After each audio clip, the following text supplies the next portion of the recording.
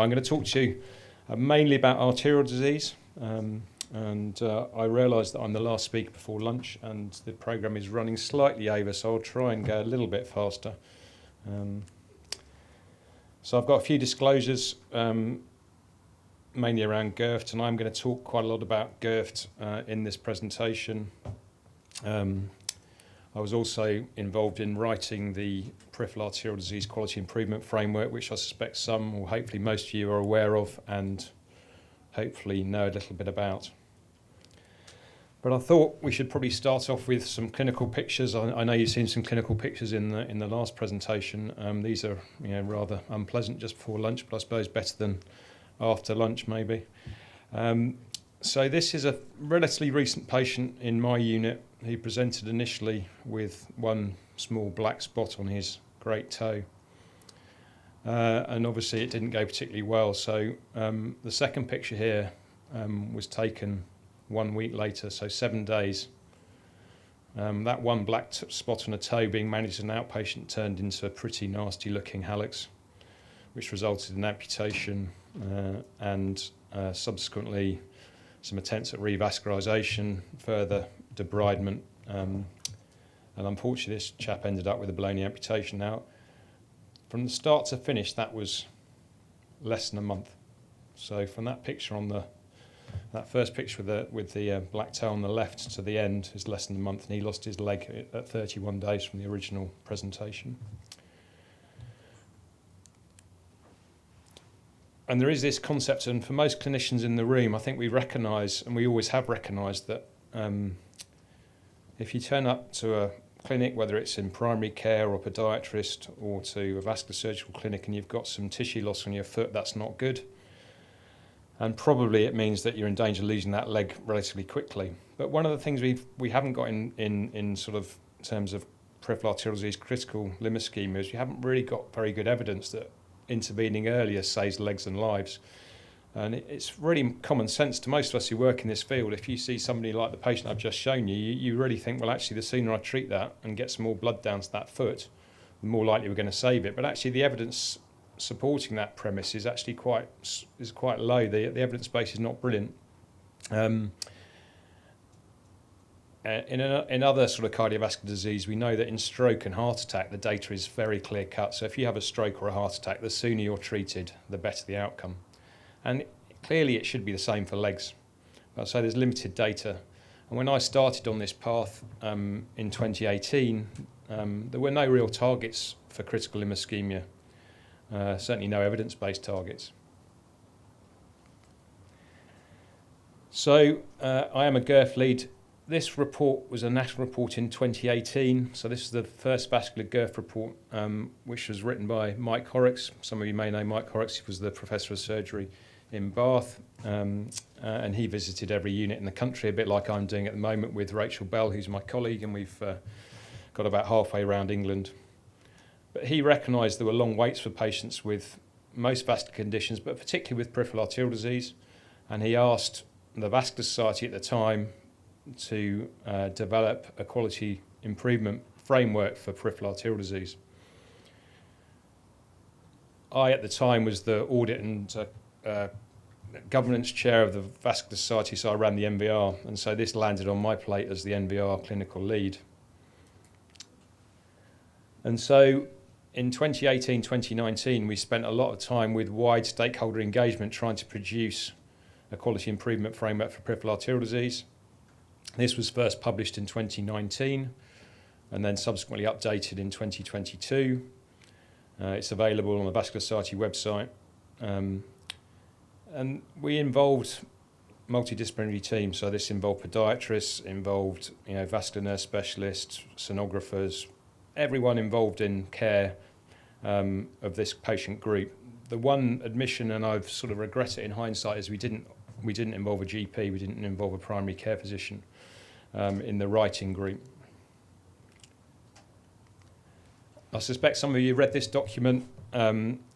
So this is what we came up with, and this was really expert opinion, but we felt that if you had a critical foot, you needed it fixing soon. So we came up with a couple of targets, and again, these weren't evidence-based, these were based on really expert opinion. But we decided that if you'd been admitted to hospital as emergency with critical limb ischemia, you should have your leg revascularised within 5 days.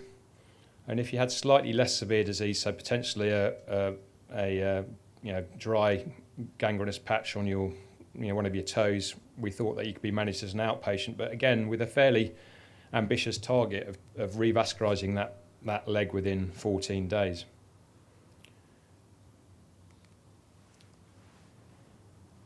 And while that was going on, we were trying to develop an evidence base that actually delaying treatment was bad. And I was fortunate enough, as part of the MBR team and part of this quality improvement framework, to have 2 research fellows funded by the Vascular Society, the Circulation Foundation, which is the vascular charity, to look into this further.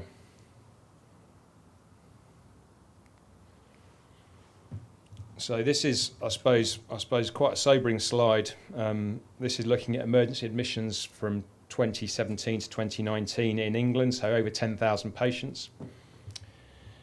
So these people come into hospital as emergency with critical limb ischemia. 1-year mortality, 27%. So a quarter of these patients are dead within a year, or a little bit more than a quarter. 16% had lost their leg within 1 year. The mortality rates here are higher than most cancers. This is a serious problem. But what was more concerning was delay from admission to revascularisation. So from the day of coming into hospital as emergency to your procedure to improve the blood supply to the leg, whether that was angioplasty or bypass surgery, was associated with mortality for people who presented with tissue loss. So the longer you waited to have more blood reperfused into the leg, the more likely you were to die at a year. And you can see some of these mortality figures are pretty sobering, over 40% if you waited for a month to have your leg revascularised. And to break that down further, if you looked at the daily rate of mortality, so from the day of admission to the revascularisation, for every day you waited, the chance of you dying within a year went up by 3%. So your mortality was jumping for 3% for every day in hospital waiting to have more blood perfused into that foot. Interestingly, there's no association between delay and amputation, so major limb amputation, but there's certainly a very clear association with death within a year. And this was adjusted. This is based on HES data, but it was adjusted as best we could for age, sex, diabetes, comorbidity, frailty, level of disease, type of intervention. So it's adjusted data, but pretty sobering. Does it make a difference to amputation? We were slightly surprised, and this is an earlier study. This also comes out of the NVR team, but this again looking at HES data. So this is hospital episode statistics, slightly earlier time period. And the reason I brought this up is it focuses the mind a little bit on where you present. So there's been a reconfiguration, which I'll talk about in terms of vascular services in this country over the last 10 or 15 years. But from this study, it was quite clear that if you presented to the non-arterial site, so if, for example, I've been to Worcester this morning, if you presented to Hereford, your chance of having a revascularisation within 5 days was much lower, and there was a median delay for the patients presenting to the smaller hospitals of 13 days if you're on an outpatient pathway versus 26 days. So if you came straight to the arterial centre, you waited half as long for your revascularisation, both for inpatients and outpatients, 5 and 12 days, 13 and 26 days.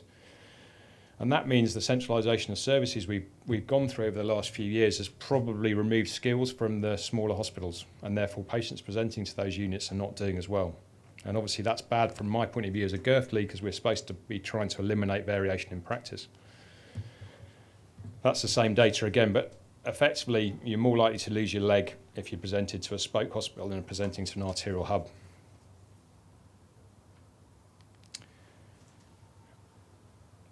Some of you vascular surgeons in the room, I know there's not many, will probably remember these pictures. These are pictures of the arterial centres in the UK in 2008 on the left.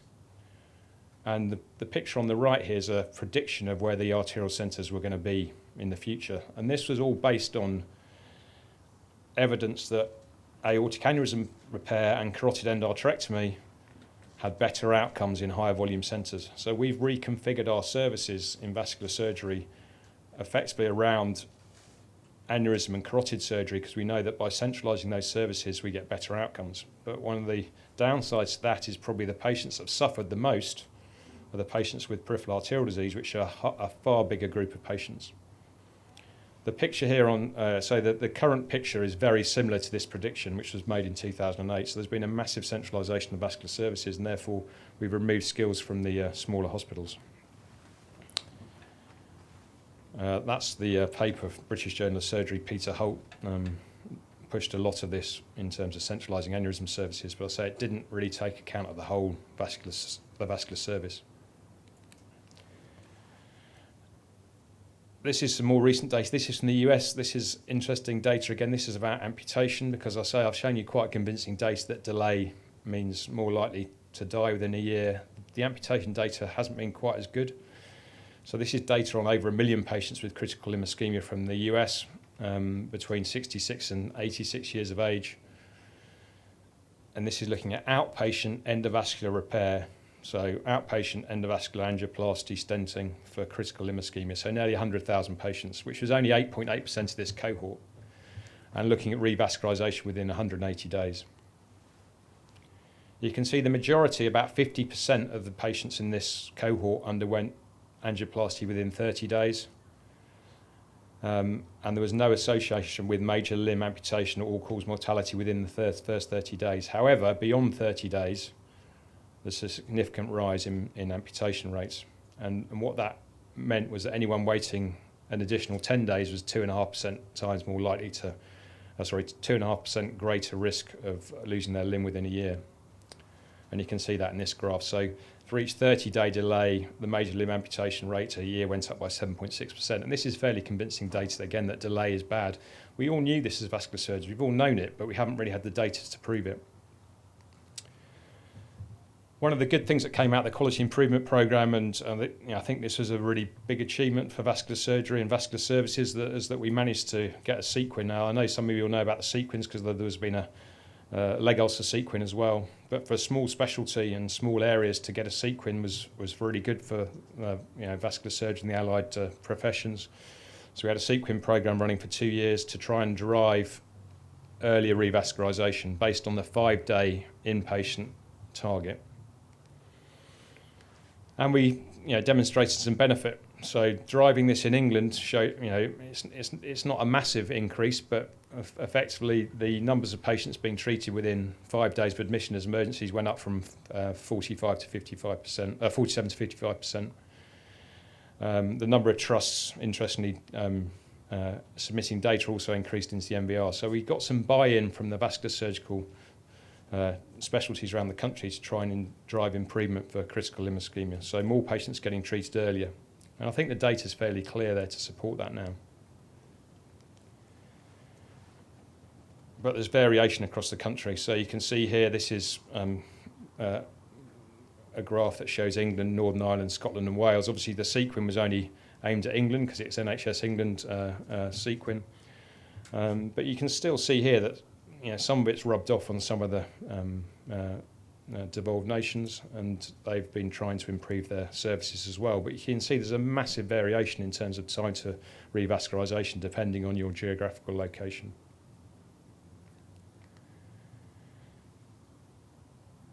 I think I had this slide in for another talk. Anyway, it's the same. So this is naming and shaming a bit, but you can see here that variation.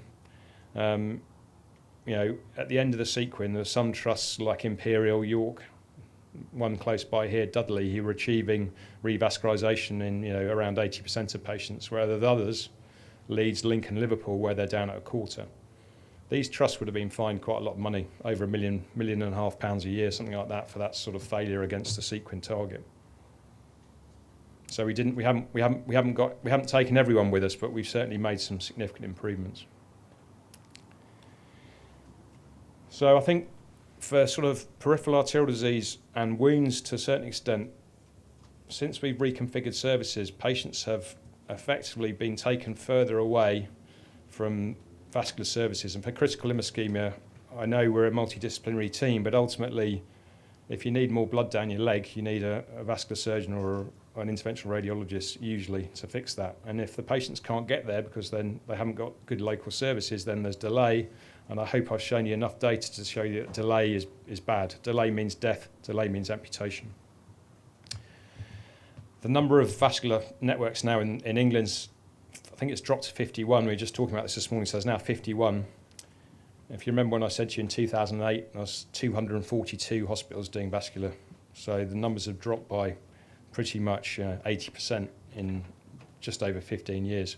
Although the networks will cover a lot of the smaller hospitals, but we've got to work out as vascular specialists how we provide good services at the spoke hospitals, because at the moment I don't think we're doing it.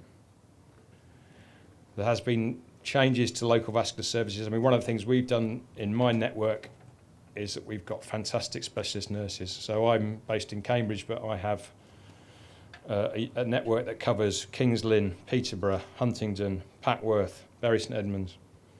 We've got specialist vascular nurses in the spoke hospitals permanently based there who will see these patients on the wards. So the inpatients that are sitting in Kings Lynn or Bury St Edmunds get seen by a specialist nurse who will then contact the on-call surgeon and say, I'm worried about this patient, can you transfer them into the centre? Because we need to get better at that. This is a multidisciplinary group. The team working that we've just heard about is vital. You know, we need patients to get to us in a timely fashion. That means primary care needs to refer. You know, we need to have easy access for podiatry to get into the tertiary services so that these patients get treated in a timely fashion. There's no doubt, depending on where you're located, there are problems in patients getting to the services they need. Ideally, and this is the 10-year plan, we've just heard about the 10-year plan, we need to prevent a lot of these problems. So there's a lot in the 10-year plan about prevention. But interestingly, I mean, some of the things I've heard this morning, you know, digital transformation, being able to send an image of a foot from another hospital into the arterial centre in a encrypted manner so that you can see that foot quickly and make a decision. A bit like the stroke service had 15 years ago when they were choosing to thrombolyse people in remote hospitals on the basis of a quick video conversation with the patient and their local clinician.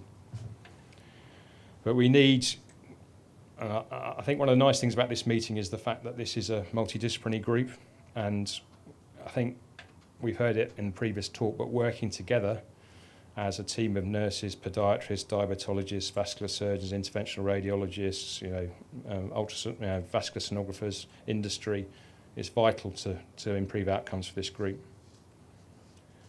I can't underline enough that for the patients, they need to be referred to somebody who can help them. So for this group, end-stage disease, critical limb ischemia, they need to get to us. The diabetic foot sepsis, they need to get to us.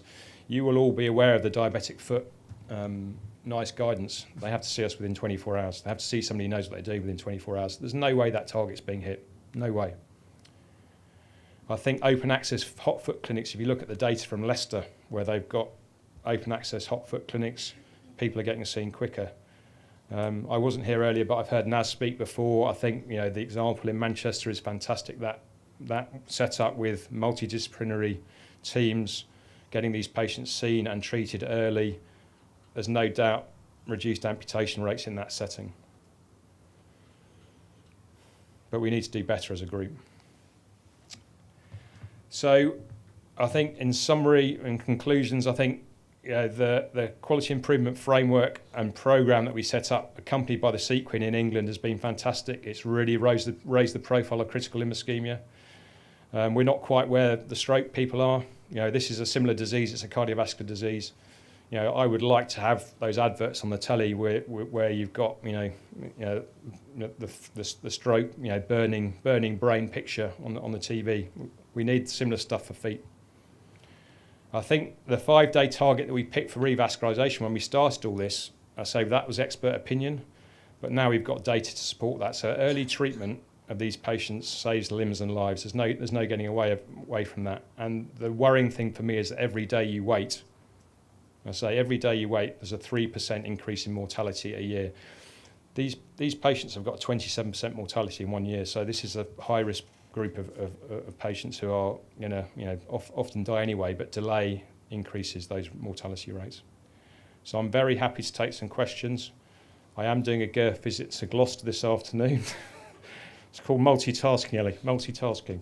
But hopefully that's been some insight. I realise a lot of this is end-stage disease, so for some of the nurses in the room, it's not necessarily stuff you're seeing all the time, but I hope that's given you a flavour of some of the sort of end-stage disease.